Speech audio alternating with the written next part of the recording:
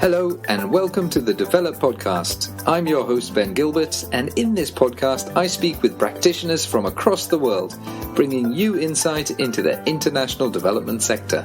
In this episode I'm speaking about violence, but not the type of violence that we often associate with that word, which is brutal and results in rape, murder and conflict. Here I'm speaking about another type of violence, which is often not noticed. It's silent, but it's embedded within poverty. For you, me, and perhaps others listening to this podcast, it's the type of violence that we can be oblivious to on a short-term monitoring trip or a visit to a poorer part of the world. It's the violence of threats, disempowerment, coercion of control and power, which for an outsider is difficult to see unless you experience it firsthand. And, as is often the case, it's the poorest that find that the law doesn't or won't protect them from it. So is it time for charities working in international development to start looking much more seriously at how our programs in water and sanitation, education, food, nutrition and so on intersect with the underlying context where legal protections in poor communities rarely, if ever, exist? In this episode, I'm speaking with a lawyer who works in India. And because she works on sensitive and ongoing cases, we've decided to keep her identity anonymous for this podcast.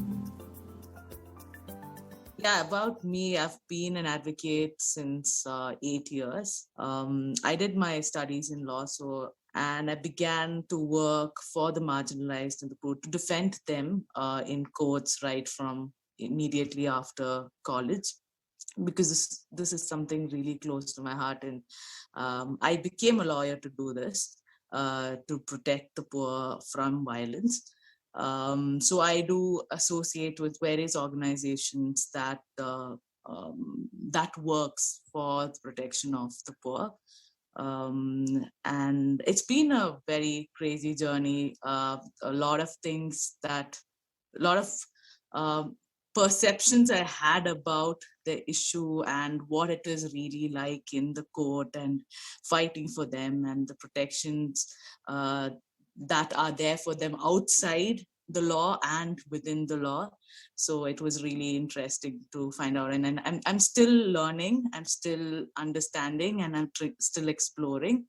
But I definitely enjoyed the last 8 to 9 years of my work in this issue. You mentioned that you wanted to study law and go into that area to protect marginalized families. What was it before you started studying? What was it that you were seeing where you saw that there was a real need for that? Was there any particular experience, or was there something that you just saw, or how did you first get interested in that?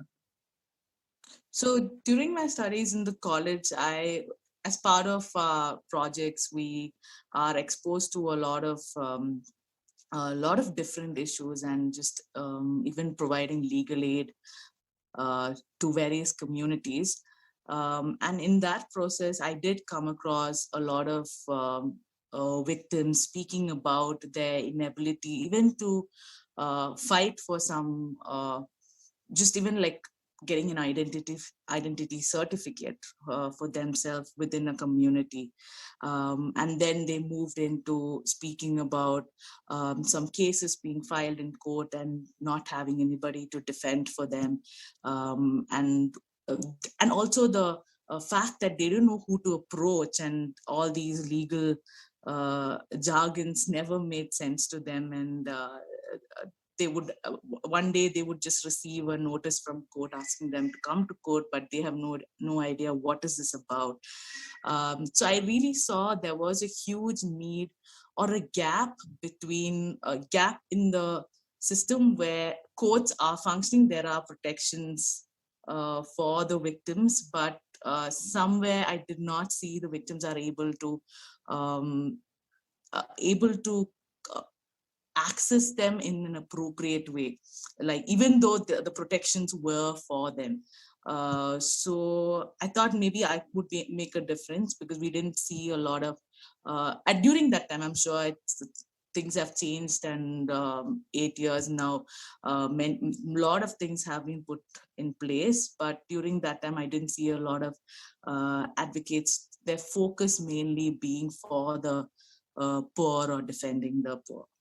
there's a few organizations kind of working in this area, and one of the kind of key words which is used is protecting people against violence. Now, that word violence often kind of brings up pictures of, conflict zones, like militants, all that kind of thing.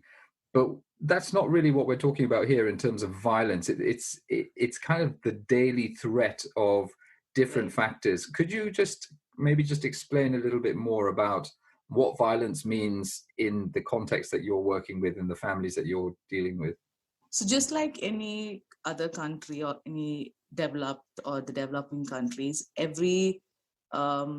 these countries have laws that protect citizens of that country, and they are your constitutional rights. So in your day-to-day life, when you see a person fighting to even just have their constitutional right protected, right? The right to work anywhere they want, right to move freely throughout the country, or right to speak, or right to equality. These are your fundamental rights. And when you see those fundamental rights being violated due to certain structures in the society or traditions that's come a long way, you find it difficult. You see it difficult for people to even struggle to live a dignified life. And so when it comes to violence, it may not be that they are being beaten up brutally, or they are there's anything significant that's happening to them, but it's their struggle to live every day in a dignified manner, which they are already ought to have in and be protected with under the laws that are provided in the country. So that's the violence we're talking about. Definitely there are more aggressive ones, but generally the poor or the marginalized being considered just as objects or animals that can be bought or sold or uh, moved from place to place. And that's the hardest reality of the world that we are in right now. So to me, the violence does not just start with brutal murders or brutal rape, but even for citizens of this country not being able to fight and live a dignified life. So it's mainly those kind of people who we are protecting, who I try to defend, and that they are able to at least access laws and access the court systems that are in place to ensure their side of the story is always heard, and that they ultimately they're able to give a good life for their future as well, and nobody has to go through this just as they did. So yeah, I'm just beginning to kind of picture, what that means and how important it is for people like yourself to represent and provide access. What are some of the specific things which would stop the access to that legal process? You mentioned about, like someone getting a court hearing and they're not really understanding the jargon. What are some of the things, that the other things which get in the way of people being able to access the legal system and the legal representation? So firstly, I think being poor and being marginalized, their lack of education and lack of understanding of these legal or the laws, the legal systems that are in place, or the laws that will help them to get what they require. So there's like a lack of awareness about what is there, like what are the laws, what are your rights, what are things that you could even access certain systems for. Secondly, the lack of awareness about the different systems that the country themselves has put in place. Like, for example, the Legal Service Authority, they work continuously for the poor. They're an institution that has been instituted for protecting the poor from violence. But I don't know if the poor really know about the Legal Services Authority, and it's across the country. It's there in different parts of the taluk or even in the district. They are always welcome to just file a petition before them, and they will assign a lawyer or a paralegal volunteer for them. So there's lack of awareness about that. There are legal aid clinics opened up, but I don't know how many poor know about this. And is it really, like, do they read the newspapers, and is it really mentioned in the newspapers, where that is the mode of communication, where it reaches out to every citizen in the country, like even if they are poor or rich, they know about these systems being there. So I would say there's a huge gap in the lack of awareness, and that's something uh, that needs to be looked into.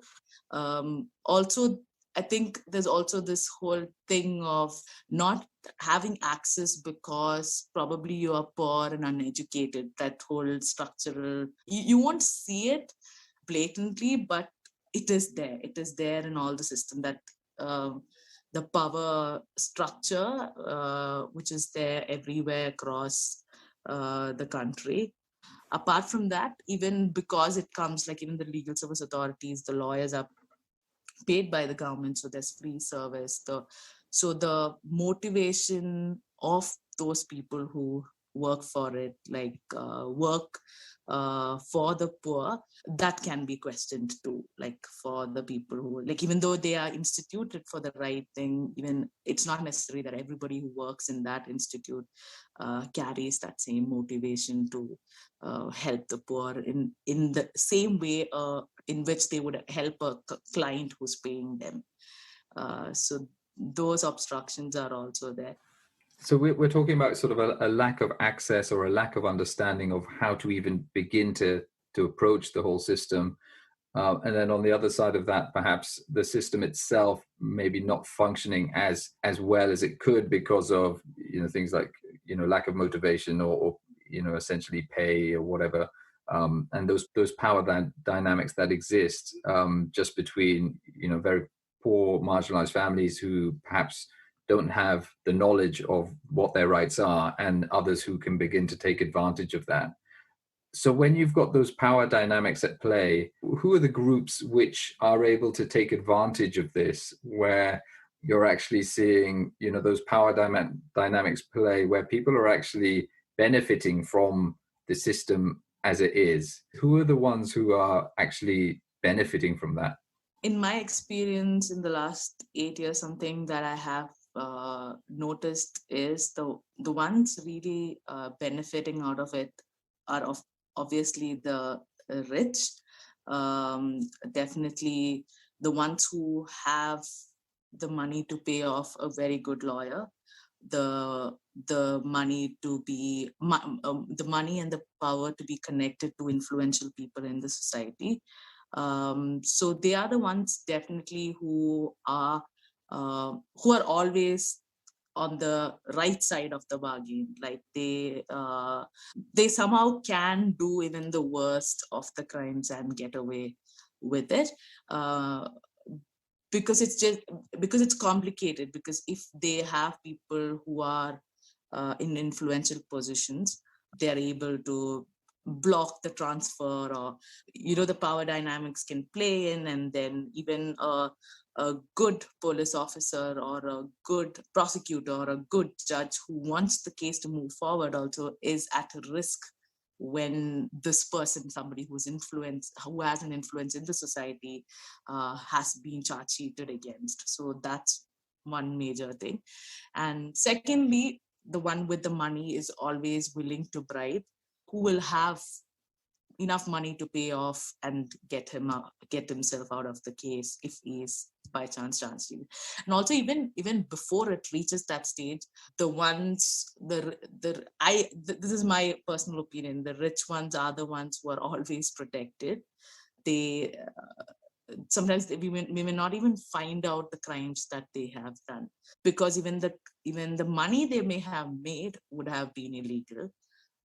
So there are all sort of protection around this person who is going in that road. You mentioned earlier on that you have seen some things change. Have you seen examples of where someone hasn't been able to bribe, or someone who is being trafficked actually have a successful prosecution?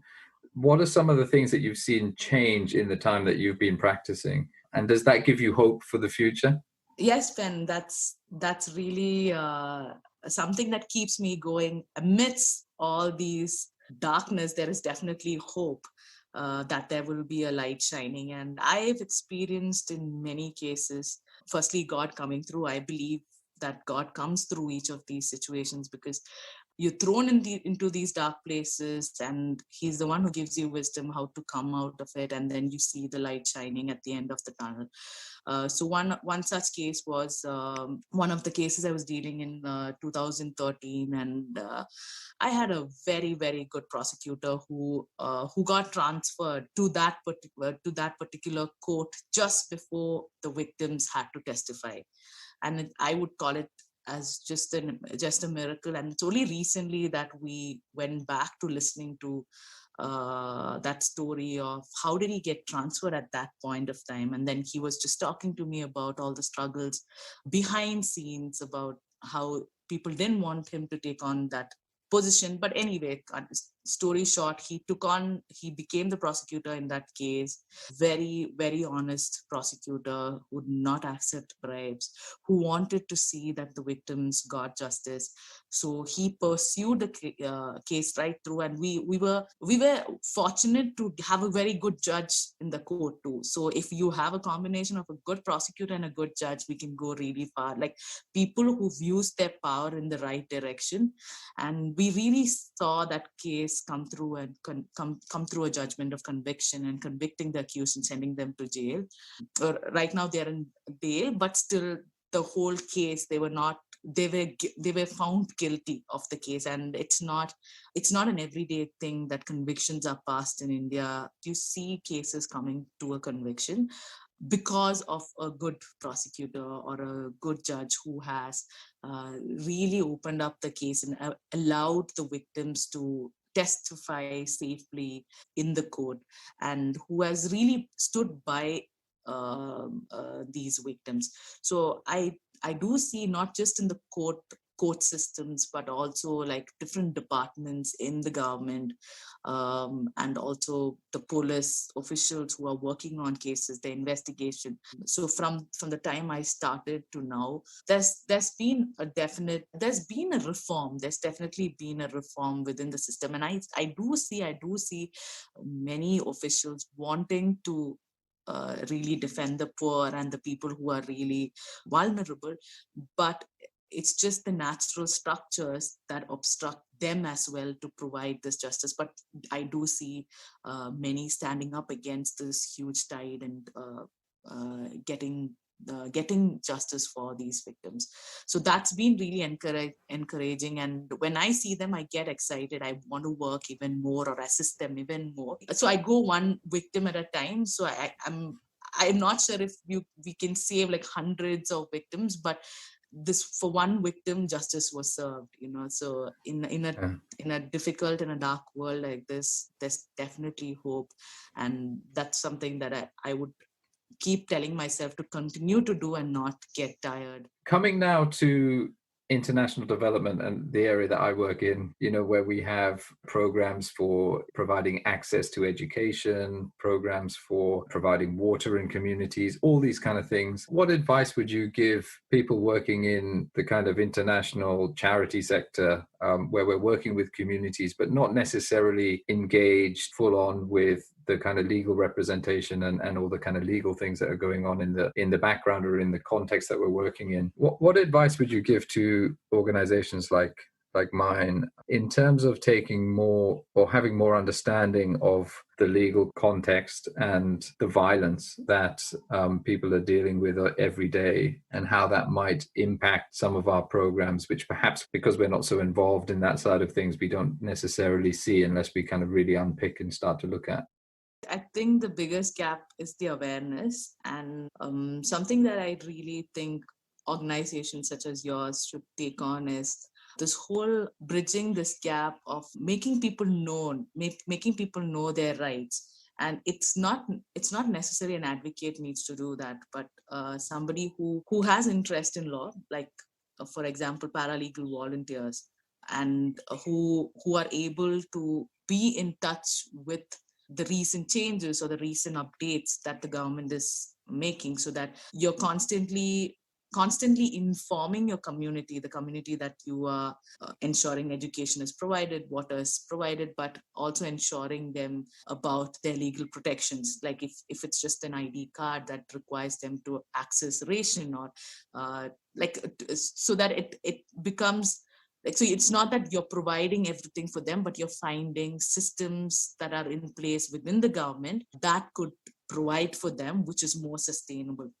So for that, you need somebody to play this intermediary role to connect the victims to the government with their policy changes, with their changes that ultimately, because I know for a fact there are many orders and many policies that are for the poor, to help the poor get back to a normal life, and at least for their food, at least for accessing the courts if they have any cases against them.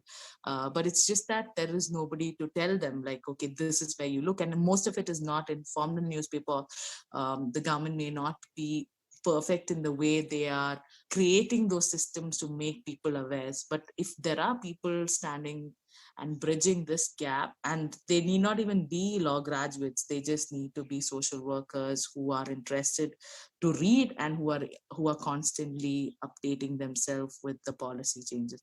So I think that will really help the work that you do to be sustainable, because there's only for few years or a time that an organization can keep providing, but we need to always help them find to the government that needs to protect the victims of or the citizens of that particular region.